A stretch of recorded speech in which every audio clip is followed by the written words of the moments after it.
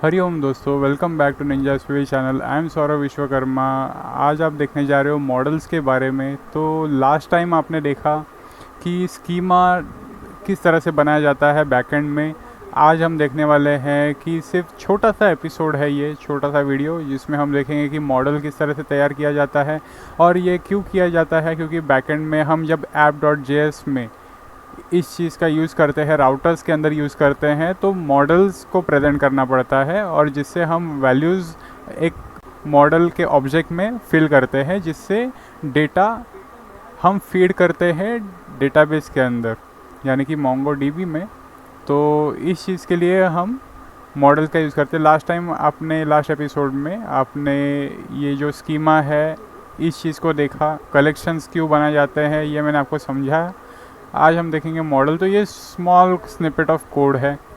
अभी इस पे जो हमने जब हमने स्टार्ट किया था installation npm command CLI command का यूज़ करके, तो ये मैं ऊपर लेता हूँ। सबसे पहले mongoose को हम यूज़ करते हैं, फिर स्कीमा।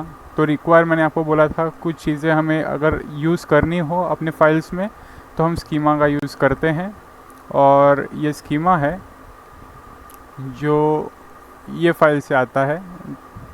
तो ये स्कीमा हमने एक्सपोर्ट किया है modules.export से, और ये ही स्कीमा हम यूज़ कर रहे हैं इंपोर्ट्स में, यानी कि रिक्वायर का यूज़ करके और एक वेरिएबल में स्टोर करके हम इस मॉडल mongoose.model में यूज़र एक मॉडल का जो हमने नाम दिया है, एक टैग नेम है।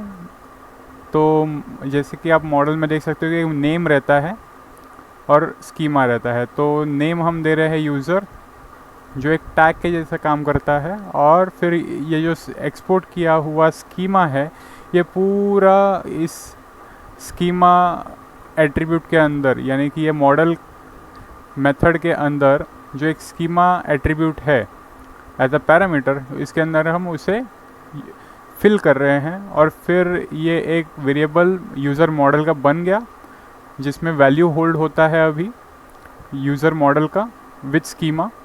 ये हम एक्सपोर्ट कर रहे हैं जो हम यूज़ करेंगे routers.js और app.js में। तो app.js तो हम सर्वर को चलाने के लिए और पोर्ट को लिसन करने के लिए करते हैं, और राउटर्स में हम डिसाइड करते हैं कि हमें ऑपरेशंस कौन से करने हैं, क्रूड ऑपरेशंस कौन से करने हैं। गेट हुआ, गेट बाय आईडी हुई, फिर पोस्ट हुआ, फिर पुट यानी कि जिसे हम अपडेट बोलते हैं, और उसके साथ ही डिलीट। तो ये सारी चीज़ें हैं जो बहुत ही इम्पोर्टेंट है। और मुझे लगता है कि आज का एपिसोड मैं छोटा बना रहा हूँ लेकिन बहुत ही किफ़ायती होगा। तो ये है मॉडल जो अभी मैंने आपको फिर से एक बार इनलाइन करके बताया है। तो ये एक ब्लॉक हुआ फॉर इंपोर्ट्स, और ये एक ब्लॉक हुआ for filling the user model and for exporting the user model. तो ये है मॉडल। तो मिलते हैं दोस्तों आगे के वीडियोस में, और आगे का वीडियो ज़रा बड़ा हो सकता है लेकिन मैं शॉर्ट में निपटाने की कोशिश करूँगा। तो मिलते हैं आगे के वीडियोस में। लाइक शेयर सब्सक्राइब करना मत भूलिएगा और नोटिफिकेशन बेल आइकन दबाना मत भूलिएगा। हरिओम।